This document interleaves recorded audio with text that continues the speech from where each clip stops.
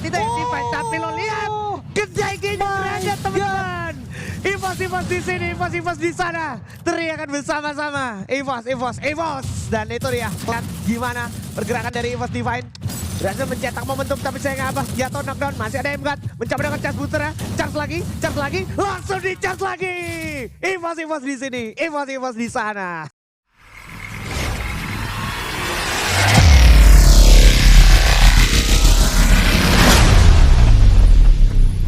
Kembali masuk ke Purgatory, di mana pesawat sudah mengudara datang dari arah Lumbermill menuju ke arah Crossroad dan juga Marble Works.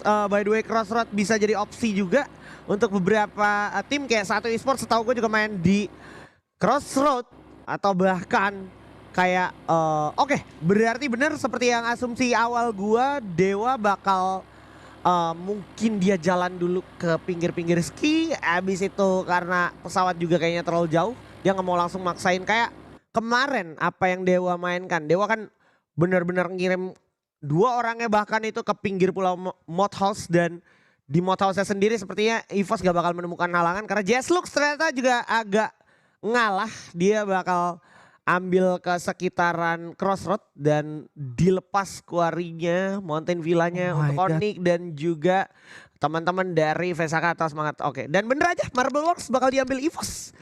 Sorry, itu bukan EVOS, SCF. Ini ada SCF, ada JSLux, perang bakal terjadi dan EVOS juga mengirimkan 3 player sekaligus ke arah sana, Jiban. Ya, benar sekali, dan kita bisa lihat JSLux ngelihat apa yang nggak kita lihat di hari pertama. Ini tuh merupakan variabel yang memang wajib untuk dicoba sama JSLux karena mereka harus habisin jatah gagal ya. Dan kita bisa lihat gimana JSLux udah kehilangan 1 orang Flyzy tapi bisa menukar 1 orang lagi. Zax dengan pengalamannya bersama anak-anak mantap kali atau TWE kemarin harusnya bisa dikonvert menjadi sebuah permainan yang lebih matang. Tapi kita juga ngelihat Abax sudah mulai nge-scout dari arah kejauhan. Ada Topek udah mulai sulit menemukan jalan kabur ya. Dia nggak dapet senjata yang proper juga bisa gue katakan. So agak susah untuk Topek jujur aja. Tapi sang Uai dari Vesaka atau semangat, oke. Itu udah dapetin 1 orang juga tadi dari arah yang berbeda. Dan Kapten Darkol harus ditumbangkan sama Kapten Nirap. Nice banget Kapten Nirap. Ditambah Topek ternyata masih bisa memberikan perlawanan. Jujun somehow knockdown. Jujun knockdown di tangan 1 orang yang kondisinya udah terpojokan. Masih menjadi pertanyaan, bahkan 2 orang Jaslux ngirim atu-atu untuk jemput 1 orang. Untungnya udah selesai dan Abax di sini menjadi informan aja seperti ya Bung Skyla. Yes, sudah mengerucut pergerakannya. Abax juga nggak mau tereliminasi di posisi seperti ini karena udah tahu pergerakan dari Emgat dan juga 1 player yang berada di atas itu udah mulai ke arah Abax. Kalau misalkan Abax ya bermain lebih agresif barusan dan ter-take down, otomatis plan dari mereka bakal gagal total. Iya. Ya kan, dan Abaxnya bakal dihidupkan kembali, mereka bakal reset lagi, otomatis tersisa 2 player aja. Itu bakal mengganggu sekali yang namanya pergerakan dan juga planning yang sebenarnya dari awal sudah mereka coba atur gitu.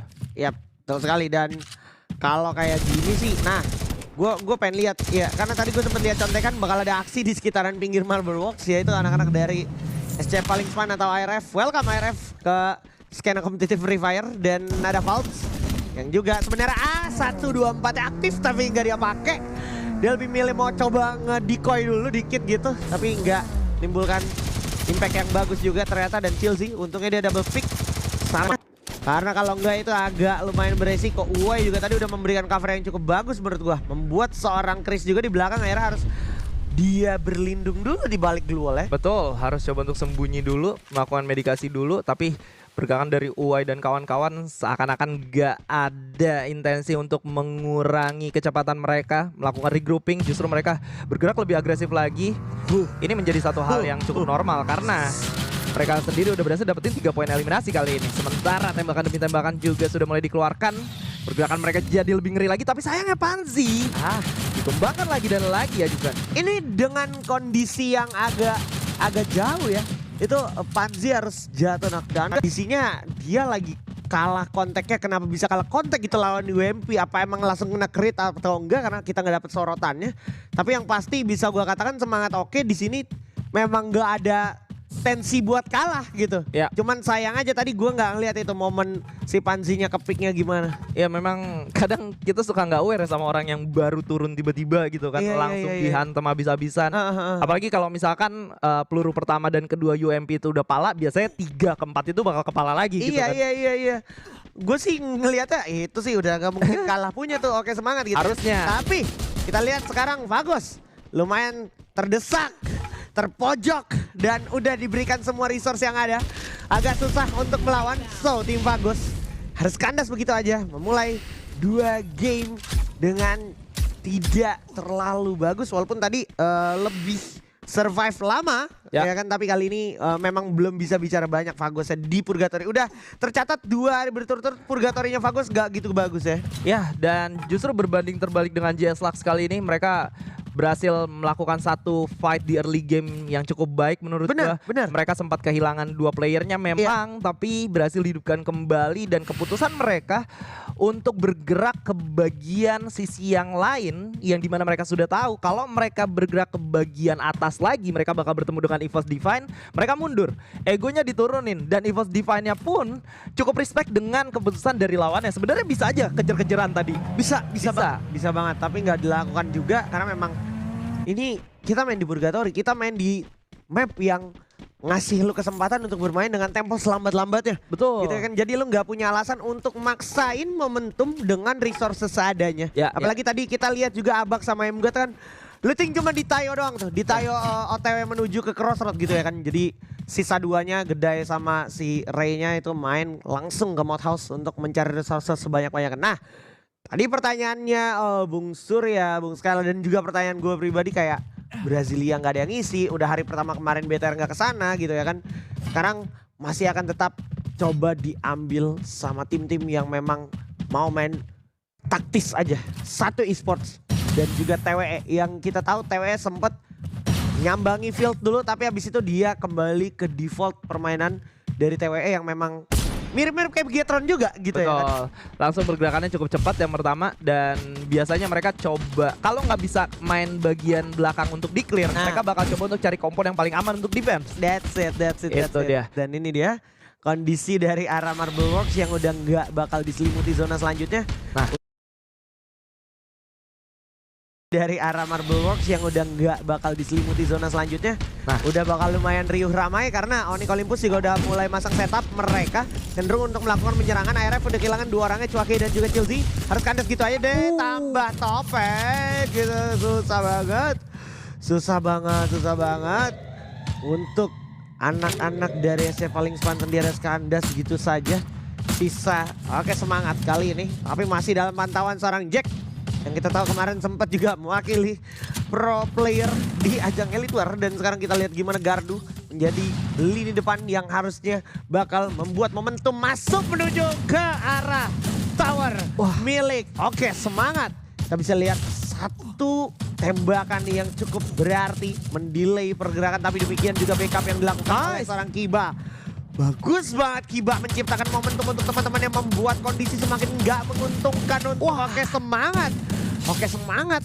Udah di ujung tanduk Bung Skyla. Udah di ujung tanduk, mereka benar-benar kesulitan, mau kabur nggak bisa, mau ngelawan juga nggak bisa, dan pergerakan Gardu memang sedikit risky barusan. Tapi menurut gua kalau ngelihat pergerakan dari Kiba itu bukan pergerakan Gardu yang biasanya reckless tanpa ngomongin resiko gitu. Bener. Itu kayak Gardunya udah nge-call ada portal, gua naik ke atas karena Kibanya udah siap untuk ngikutin dari sebelah kanan. Betul. Karena kan seringkali kalau kita ngomongin Gardu yang dulu itu dia kenoknya nggak jelas ya. Benar. Teman-temannya di mana dia kenok sendiri gitu. Betul. Nah, kalau barusan ini udah lebih terstruktur pergerakannya, lebih terkonsep juga. Nice banget, dan Onyx Olympus memang harus melakukan hal-hal seperti ini menurut gua. Iya. Autopilot itu udah harus sering terjadi gitu ya. Kan? Kayak aksi reaksi dari satu sama lainnya itu harus benar-benar punya harmoni yang bagus, dan barusan cukup bagus Bung Sel. Cukup bagus, dan karena kita nggak bisa bohong ya, memang ada beberapa player yang bisa langsung chemistry-nya nyatu gitu, nggak perlu waktu yang lama. Tapi banyak juga player yang mungkin butuh bertahun-tahun untuk menyatukan chemistry mereka gitu. Ya, Panjang gitu prosesnya gitu panjang, sepanjang karir Jack juga di Onyx ya udah mulai kelihatan perkembangannya nih. Itu dia. Secara pendewasaan gameplay ya. Betul. Kita harus lihat kapan lagi lu lihat Jack yang dulunya ditaruh di orang depan. Sekarang dia pede main AC di belakang aja udah nge-backup temen-temennya. Itu. Yang penting momennya tim gue dapet gitu. Dan yang pernah gue dengar juga dari Onyx Olympus adalah memang dari seorang Gardu ini bisa aja punya partner seorang Jack. Tapi kayak karena Gardu lumayan dekat sama Kiba gitu. Bener. Chemistry-nya udah dapat. Kayaknya yang menjadi pertimbangan lebih ke arah sana. Dan gue masih menunggu Onyx Olympus untuk Joel dimainkan. Oh iya, Iya iya kan dong. sih? Coba dong, itu udah masuk roster list kalau nggak dimainin tuh buat ups gitu. Masalahnya Joel juga ini merupakan salah satu player yang bisa gue bilang cukup berkelas, ya. men. Ya, Ya, jadi ketika ada player yang lagi flop, boleh banget untuk dipertimbangin seorang Joel ya. Nah, dan oke, kita udah ditampilkan zona selanjutnya dengan kondisi sebenarnya jujur nggak nguntungin banget untuk anak-anak Jazzlux. Jazzlux pun tadi selamat dari maut, itu nggak membuat dia bisa tenang karena yang pertama dia sekarang nggak di zona selanjutnya. Di zona selanjutnya pun itu udah ada tim-tim seniornya yang tadi dia hindari di awal gitu ya kan. Jadi kayak pilihannya lu mau ketemu di awal atau mau ketemu di late game aja. Tapi kita lihat sekarang bakal ada perang antara EVOS Divine melawan Dewa United. Yang mungkin Dewa United itu yang Divine. Tapi lo lihat Kedai gradat teman-teman. EVOS di sini, EVOS di sana. Teriakan bersama-sama. EVOS. Dan itu dia. Lihat gimana pergerakan dari EVOS Divine. Berhasil mencetak momentum tapi saya nggak apa. Jatuh knockdown. Masih ada Emgat. Mencoba dengan charge booster ya. Charge lagi. Langsung di charge lagi. EVOS di sini. EVOS di sana. Semua momentum terjadi memang karena granat dari seorang Kedai menjadi satu granat yang cukup mahal, menumbangkan dua player sekaligus. Dan pada akhirnya mereka sudah melakukan preparation dengan cukup oke menurut gua. Pergerakan dari belakang zona itu sedikit unpredictable karena EVOS-nya juga tidak terlihat siap dengan pergerakan Sam yang berada dari luar zona barusan. Betul. Tapi sayangnya menurut gua pergerakan menggunakan Portal Go dari teman-teman Dewa United sedikit lebih lama. Karena harusnya kondisi yang melakukan opening war terlebih dahulu adalah player yang memiliki Portal Go untuk kebagian pertahanan dari EVOS Divine-nya, sehingga membuat Sam 13 yang berada di atas itu memiliki clear vision dan bisa mengcover teman-temannya dari bagian atas, Pak. Yes. Tapi yang terjadi justru sebaliknya. Ya, sayang banget klimaks banget jujur. Gue gemes banget lihat. Tapi ini juga gak kalah gemesnya melihat gimana Torat coba menunjukkan dirinya juga sebagai abang-abangan yang kemarin juara di season 8. Dan udah terlihat 3, 4, 5. Langsung habis kita ya. Seperti yang gue bilang, pun dia menghindari abang-abang seniornya tadi di awal, nggak bikin dia selamat di momen-momen sulit seperti ini. Karena dia nggak dapat zonanya, dia nggak dapat compoundnya, dan dia di luar zona tadi kondisinya. Dan sekarang kita lihat aksi selanjutnya. Onyx lagi mantau situasi dengan pasti. Dan depan ada dari TWE juga. Dan oh my god, Kedai, Aimgat mencetak angkanya lagi di sana. Cukup menyulitkan untuk Tiger Wong Esports. Dan Hans sini udah mulai sedikit kehilangan aspek untuk dia maksimalkan karena dia harus kehilangan seorang Kapten Irap dengan kondisi bermain udah terlanjur di genteng. Dia udah nggak boleh kapten buat turun dan semuanya harmoninya mantep banget anak-anak EVOS Divine. Ini adalah era baru dari EVOS Divine. Mereka berhasil menumbangkan Dewa United, mereka berhasil menumbangkan siapapun yang berada di depannya, at least sampai di posisi yang sekarang. Tapi pergerakan kali ini mereka sedikit kebingungan karena ternyata mereka harus cepat masuk ke dalam zona selanjutnya. Mereka berada di zona yang paling cepat dan ini tidak menguntungkan bisa gue bilang. Untungnya masih ada Portal Go yang bisa mereka gunakan kali ini. Coba untuk bertahan di bagian sini. Bukan ide yang bagus menurut gue. Boleh langsung turun sekarang. Ya, ditambah ini juga bukan di zona selanjutnya dan Dodes berhasil dapat sebuah pick off mahal ke arah Jack. Begitu juga dengan Bara di sana di knockdown begitu saja. Aimgat lagi-lagi mencetak angkanya. Cukup berbahaya di sini. Anak-anak EVOS Divine nya nempel semuanya. Kalau dari tadi lu perhatiin semua kontaknya membuahkan hasil. Tapi kita lihat sekarang gimana Kedai mencetak grenade itu menuju ke arah RRQ kali ini. Dan di sisi lain ternyata TWE harus kandas gitu ya di tangan Torat. Dan RRQ harus dipaksa dipukul mundur menggunakan wall talgo kabur, Pak. Men, ternyata gua ngelihat pada akhirnya di sini Abax bisa benar-benar bersinar dengan seorang MGUT karena memang Gedai adalah sosok yang mereka butuhkan. Yes. Orang depannya udah bagus banget jaga badan, bagus banget eksekusinya, dan Gedai di belakang juga bisa melakukan satu pergerakan yang cukup membahayakan lini depan dari tim lawan dengan granat-granat yang memudahkan tugas dari MGUT dan juga seorang Abax. Tapi kali ini kalau kita lihat seorang Ray udah cukup sekarat. Gedai coba untuk bertahan. Granat sudah mulai dibakar, kali ini dilemparkan ke arah depan dan tukeran lempar granat barusan. Iya, dan kita lihat gimana Dudes bakal mencetak grenade tapi belum membuahkan hasil. Masih bakal ditarik dulu mundur ke belakang bersama dengan EVOS. Kali ini bersama dengan Torrent juga menjadi third party team fight yang tak terhindarkan lagi. Pengalian positioning badannya ini cakep banget MGUT di sana.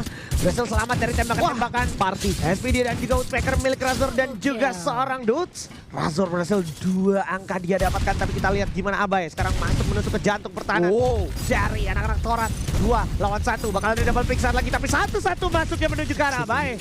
Abai masih bisa menutup dirinya, tapi sayang sekali sang kapten Gedai harus kandas gitu aja. RRQ Kaze yang sekarang mainin momentum ini untuk menghabisi Torrent dan juga EVOS Divine. Masih ada pertahanan yang luar biasa dari Torrent, membuat Abai bakal coba nge-crack jantung pertahanan dari Torrent, tapi Legalot bermain dengan sangat bagus juga dengan model lancar ditambah dengan Abai di sana dengan Charles Woodster yang membuat Torrent harus kandas begitu ya di peringkat ketiga. Sisa 1 player MGUT di sini. MGUT versus Abai. Sayang sekali Dudes di sana datang lebih dulu untuk mengeksekusi MGUT dan Boya berhasil didapatkan oleh RRQ Kaze. Asal habis.